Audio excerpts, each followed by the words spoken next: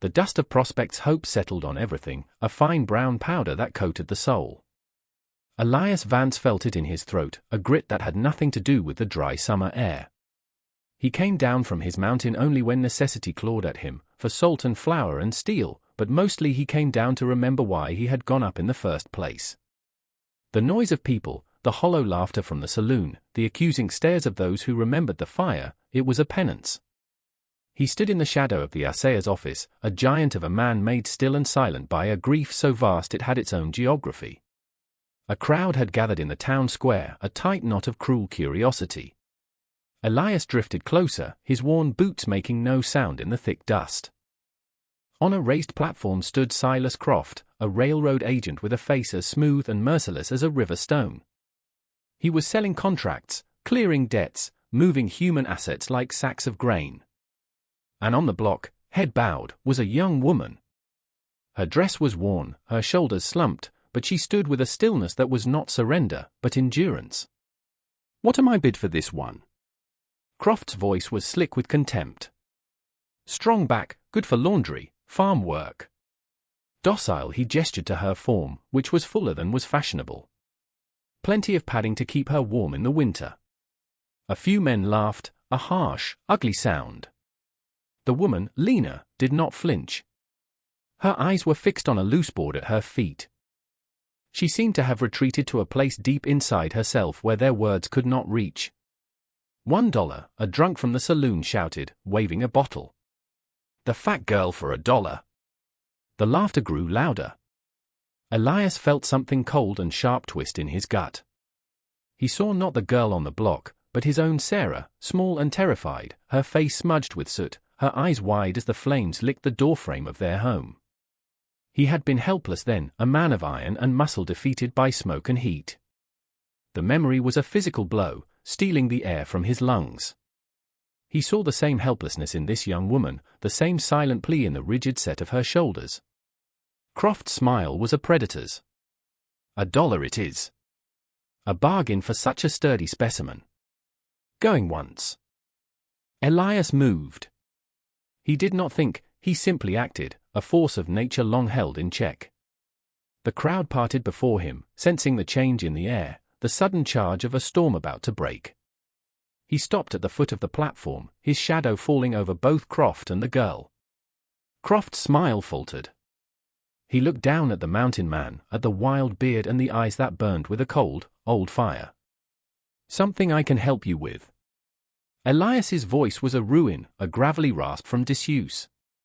It carried over the sudden silence of the crowd. He raised a hand that could bend steel, and pointed. "I want the fat girl." He used their ugly word, threw it back in their faces. It was not an insult from his lips. It was a claim. He reached into a leather pouch at his belt and pulled out a heavy silver dollar, worn smooth with time. He tossed it onto the platform. It rang with the finality of a hammer on an anvil. He did not wait for an answer. He stepped onto the platform, his presence seeming to shrink the space, to suffocate the air around Croft. He reached for Lena's arm. His touch was firm but surprisingly gentle. She flinched, a small, bird-like movement, then looked up at him for the first time. Her eyes were grey and stormy, filled not just with fear, but with a flicker of disbelief. Without another word, he led her down from the platform and through the stunned, silent crowd.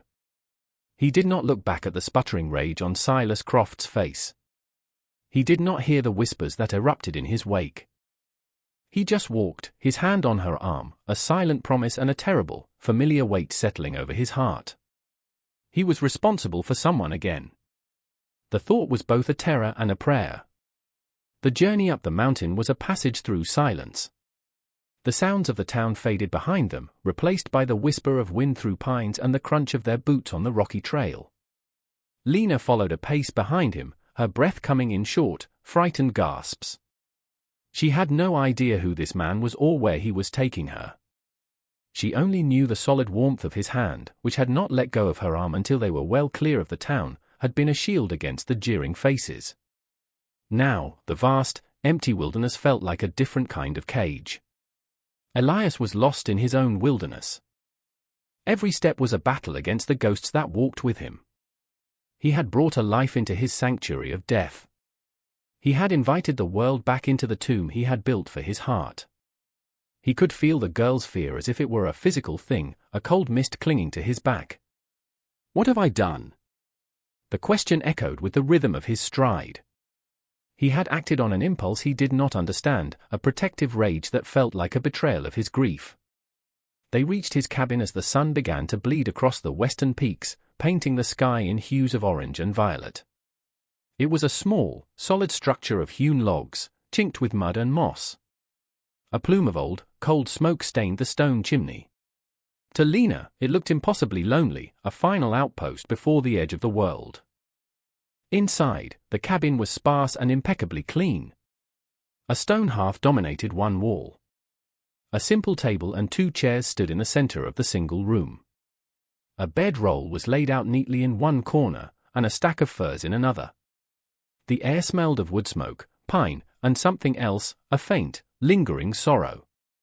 Elias gestured toward the table. "Sit." She obeyed, perching on the edge of the chair as if ready to bolt. He moved to the hearth, stoking the embers from his morning fire back to life. He worked with an economy of motion, his large frame moving with a quiet grace. He swung an iron pot over the flames and began to prepare a simple meal of jerky and dried beans, boiled into a thick stew. He did not speak. The silence stretched, thick with questions she was too afraid to ask and answers he was unwilling to give. He placed a wooden bowl of the steaming stew in front of her, along with a piece of hard bread. Her stomach clenched with a hunger so sharp it was painful. She hadn't eaten a proper meal in days. She picked up the spoon with a trembling hand and took a hesitant bite. It was plain, but it was hot and nourishing. The warmth spread through her, a small comfort in a sea of uncertainty. Elias sat opposite her, eating his own meal with a slow, deliberate pace. He watched her, not with menace, but with a heavy, searching gaze. He saw the bruises on her wrist, faint and yellowing. He saw the weariness in the slump of her shoulders, the deep, abiding fear in her eyes. It was the look of a hunted thing. After they ate, he took her bowl and washed it in a wooden bucket. Then he picked up the furs from the corner and laid them out near the fire. "You sleep here," he grunted, his voice still rough. It was the warmest spot in the cabin. He then retreated to his own bedroll in the coldest corner, turning his back to her. Lena lay down on the soft furs, pulling them up to her chin. The firelight danced on the rough log walls. She was terrified, yet for the first time in months, she was warm. She was not locked in a dusty storeroom. The man in the corner was a mystery, a fearsome giant who had bought her for $1, yet he had given her his food and the best place to sleep. She cried silently, the tears slipping down her temples and into her hair, until exhaustion finally claimed her. The next days fell into a quiet rhythm. Elias would rise before dawn, chop wood, and hunt or check his trap lines. He left food for her on the table. He never spoke unless necessary, his words short and functional. "There is water in the bucket. Stay near the cabin." One afternoon, Lena sat outside, watching him work. He was mending the sole of her shoe, which had split on the trek up the mountain. He worked with a blacksmith's focused intensity, using an awl and sinew, his large hands surprisingly deft. He had not asked, he had simply seen the need and met it. This small, unsolicited act of kindness chipped away at her fear more than any words could have. She began to explore the small space he had allotted her. She kept the cabin tidy, swept the hearth, and added wild herbs she recognized to the stew pot. She was trying to earn her keep, to prove she was worth more than the $1 he had paid. She noticed things about him, too. She saw the way his jaw tightened when he looked at the fireplace, a flicker of pain in his eyes so profound it made her ache for him. In a crack in the wall near his bedroll, she saw a small, faded blue ribbon, tucked away like a secret prayer. It was a child's hair ribbon. One morning, she woke to find a small object on the floor next to her furs. It was a bird, carved from a piece of pine, its wings half spread as if in mid-flight. The detail was astonishing, each feather etched with care. It was a thing of simple, heartbreaking beauty. She picked it up, her fingers tracing the smooth wood. It was a toy. A gift. She looked over at Elias, who was staring into the fire, pretending not to notice. In that moment, she understood that his silence was not one of anger, but of a grief so deep it had stolen his words. He, in turn, began to see her. He came back from the woods one day to find her drawing in the dirt with a stick. She was sketching the mountain peaks, the lines swift and sure. She had captured their jagged majesty perfectly. When she saw him, she scrambled to her feet, trying to erase the drawing with her foot, a flush of shame on her cheeks. But he had seen it. He had seen the artist hidden inside the frightened servant. That night, he left a piece of charcoal and a clean, smooth plank of wood by her sleeping furs. He said nothing. He did not need to. A fragile bridge of understanding was being built between them, woven from silent gestures and shared solitude. They were two broken people, living in the shadow of loss, who were beginning to find a strange, unspoken comfort in each other's presence. The cabin was still a sanctuary of grief, but it was no longer a tomb. A tiny, fragile seed of trust had begun to sprout in the barren soil of their lives. The fragile piece of the mountain was shattered by the sound of approaching horses. Elias was splitting logs when he heard them, the rhythmic thud of hooves on the trail. He straightened, his hand tightening on the axe handle. He knew, with a certainty that chilled him to the bone, who it was. He motioned for Lena, who was hanging washed clothes on a line, to get inside the cabin. She saw the look on his face and scurried inside without a word, her heart pounding against her ribs. Silas Croft reined in his horse a few yards from the cabin, a sneer on his face. He was not alone. A burly man with a holstered pistol sat on the horse beside him, his eyes cold and empty. Croft dismounted, dusting off his fine coat. "Vance," he said, his voice dripping with condescension. "I've come for my property." Elias did not move from his spot by the woodpile. He was a formidable obstacle, the axe held loosely in his hand, a silent threat. "She is not your property." Croft laughed, a short, humorless bark. "Oh, but she is." "I have the papers to prove it." He pulled a folded document from his inner pocket and waved it like a banner. "An indenture contract. Signed and sealed. Legally binding. She belongs to the Transcontinental Railroad Company until her family's debt is paid in full. A debt which, I assure you, is substantial." "Her debt is paid," Elias said, his voice a low growl. "She told me. She served her time." "Did she now?" Croft's eyes glittered with malice. "A desperate story from a desperate girl. The law, Mr. Vance, deals in ink and paper, not in fairy tales. You are harboring a fugitive. That is a crime." The hired man shifted in his saddle, his hand drifting toward his pistol. Elias's knuckles whitened on the axe handle. A familiar, hot rage began to simmer in his chest, the urge to solve this with the brutal finality of violence. He could feel the weight of the axe, could imagine the arc it would travel. It would be so easy. But then he saw Lena's face, a pale oval peering through a crack in the cabin door, her eyes wide with terror. Violence would only bring more suffering down on her. It would prove Croft right. He forced himself to breathe, to push the rage back down into the cold pit of his stomach. He needed to be smarter than this man. "You are not taking her," Elias said, his voice flat and unyielding. Croft's smirk widened. He had expected this. "I thought you might be unreasonable. So, I've made arrangements. The circuit judge, Judge Miller, will be in Prospect's Hope in 5 days. We will have a formal hearing. You will bring the girl to the town hall at noon.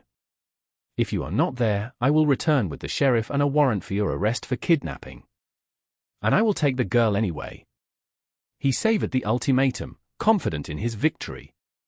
The law was on his side. The papers were his weapon, and he wielded them with an expert's cruel precision. 5 days, Vance. Croft mounted his horse. "Don't be foolish." He and his man turned their horses and rode away, the forest swallowing them as quickly as they had appeared. The silence they left behind was heavy and suffocating. Elias stood for a long time, the axe still in his hand, his mind racing. He was a mountain man, a blacksmith. He knew how to hunt, how to build, how to survive. He did not know how to fight men like Croft, men who used words and laws as weapons. He finally let the axe fall. He walked into the cabin, where Lena stood trembling by the hearth.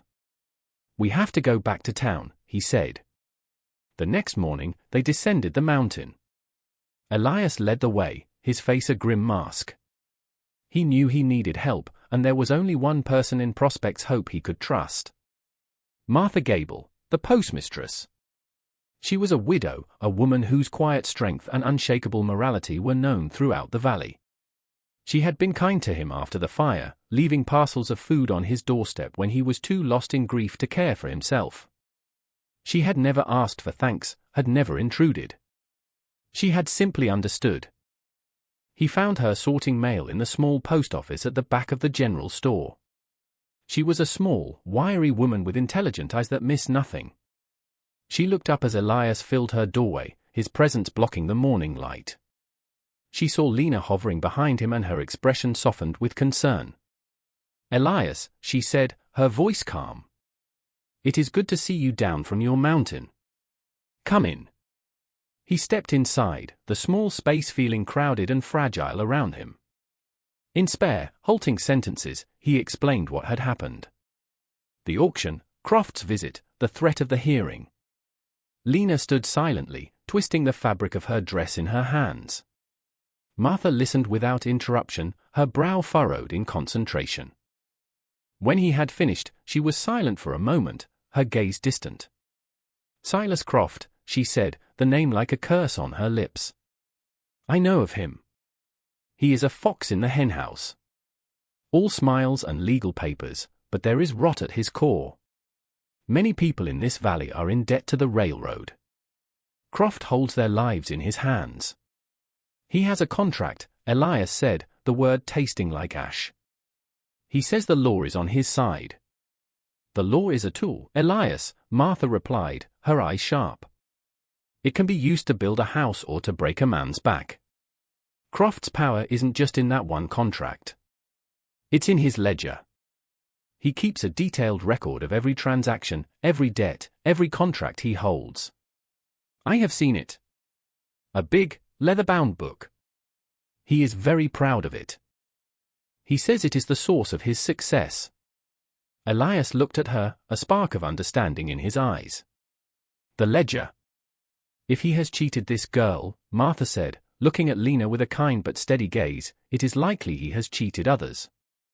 A man's habits are written in his books as surely as they are written on his face. If there is proof of his wickedness, it will be in that ledger. But he guards it like a dragon guards its gold. It is kept in the railroad office, under lock and key." A desperate plan began to form. It was a terrible risk, but it was the only path he could see. He had 5 days. 4, now. For days to fight a dragon and steal its treasure. Returning to Prospect's Hope was like walking back into a cage. The whispers followed them down the main street. Eyes peered from behind curtains. Men on the boardwalk stopped their conversations to stare, their faces a mixture of suspicion and morbid curiosity.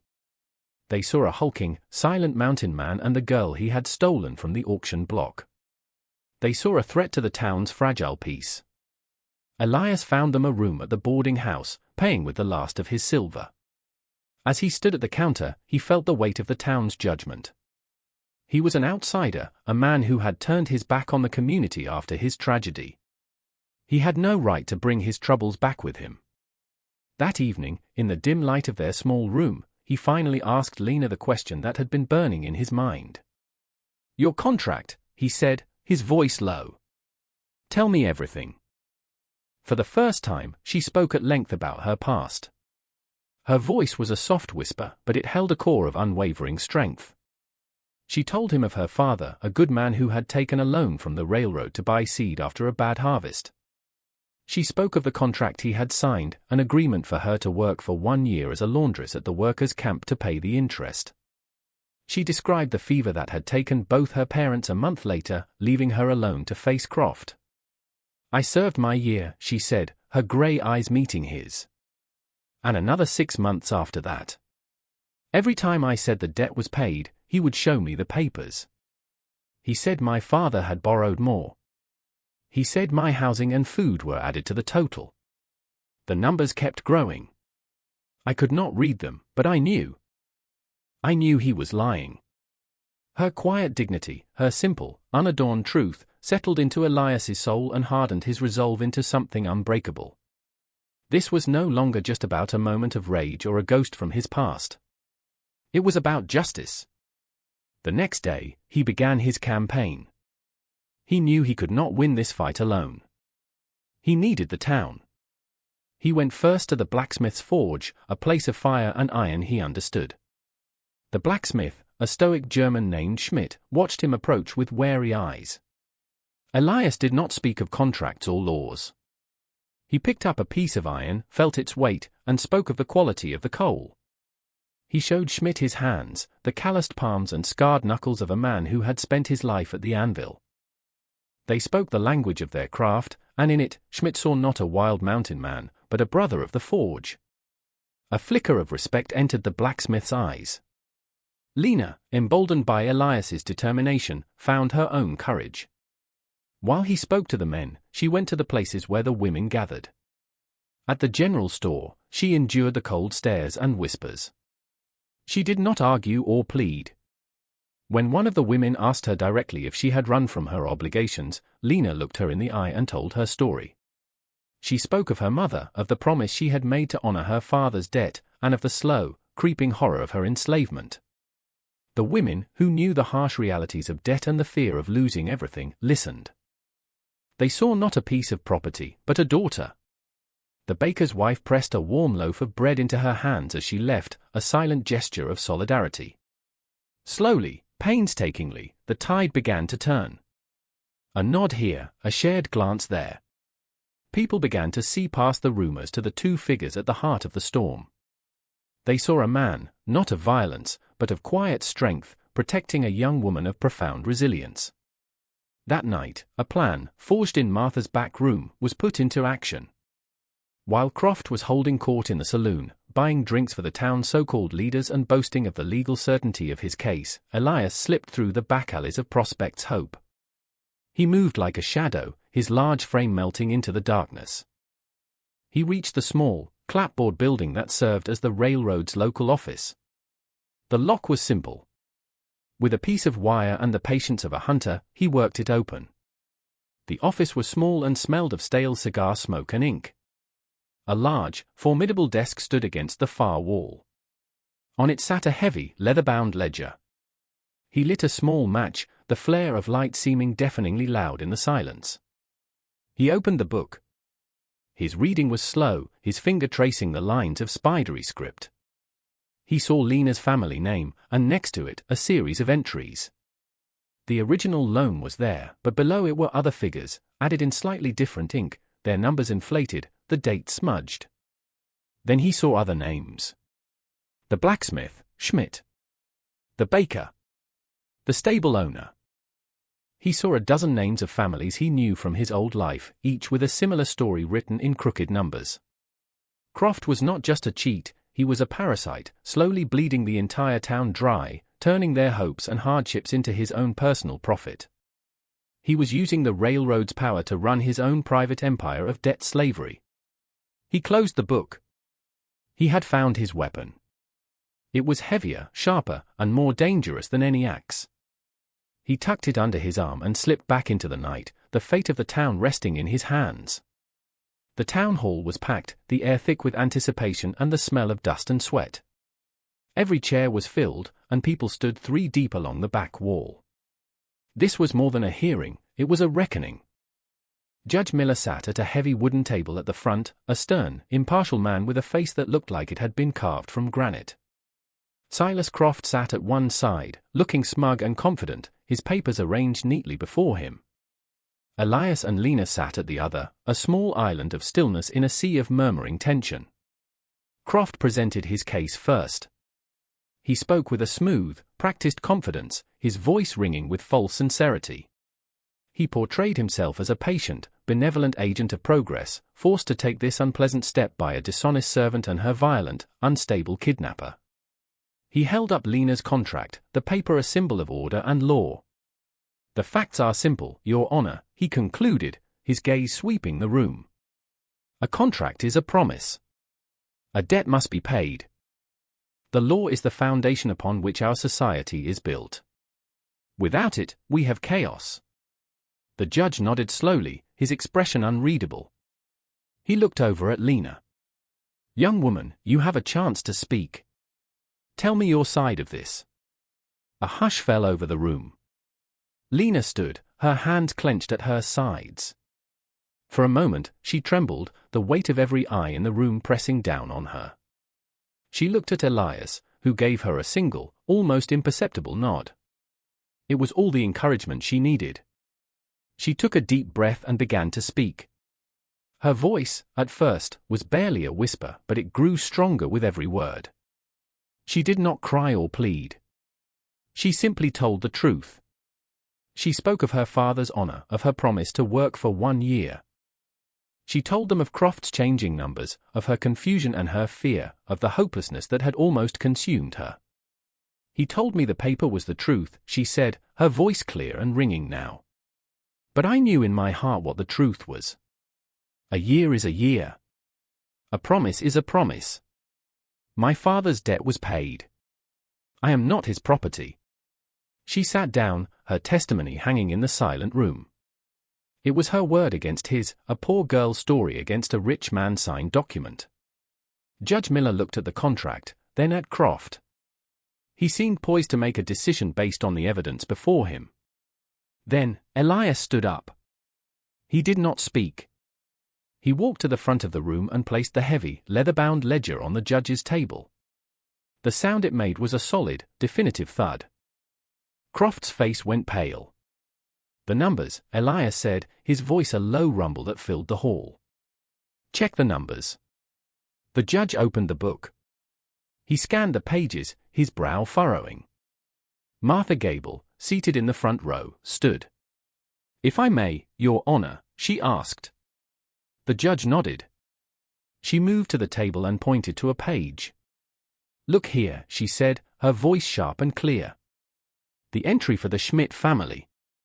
I saw the original loan agreement myself when it was mailed. $5 for smithing tools. Here, it is recorded as 15. And here," she flipped a page, "the baker's loan for a new oven. The interest has been compounded weekly, not annually, as the railroad's own policies state." A murmur swept through the crowd. Men began to stand up, their faces dark with anger.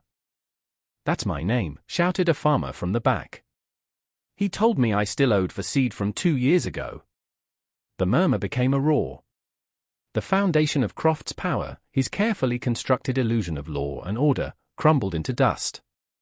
He had not just wronged one girl, he had preyed upon them all.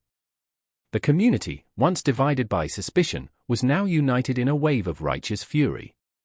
They were not just spectators anymore, they were victims. The judge slammed his gavel, the sharp crack echoing through the hall. "Silence!" He looked at Croft, his eyes blazing with contempt. "This ledger is not a record of debts. It is a record of fraud. Of extortion. It is a testament to this man's greed." The community support, once a hesitant trickle, had become a flood, and it was about to wash Silas Croft away. Judge Miller's verdict was swift and absolute. He declared Lena's indenture contract null and void, rendered fraudulent by Croft's criminal actions. He then turned his cold fury on the railroad agent. "Mr. Silas Croft," he announced, his voice booming in the now silent hall, "I am issuing a warrant for your immediate arrest on charges of fraud, extortion, and unlawful servitude." Panic flashed across Croft's face. He bolted from his chair, trying to shove his way through the crowd toward the back door. But the path was blocked. The blacksmith, Schmidt, stood there, his arms crossed over his massive chest. The baker stood beside him, and the farmer, and a dozen other men whose trust he had betrayed. They were a wall of silent, implacable justice. The community he had exploited now stood as his jailer. The sheriff, seeing the turn of the tide, stepped forward and clamped a heavy hand on Croft's shoulder. It was over. In the quiet aftermath, as the townspeople talked in excited, angry groups, Elias and Lena stood by the window. The weight of the past days seemed to lift from her shoulders. She was free. Elias turned to her, his face etched with a familiar sorrow. He had done what he set out to do. He had protected her.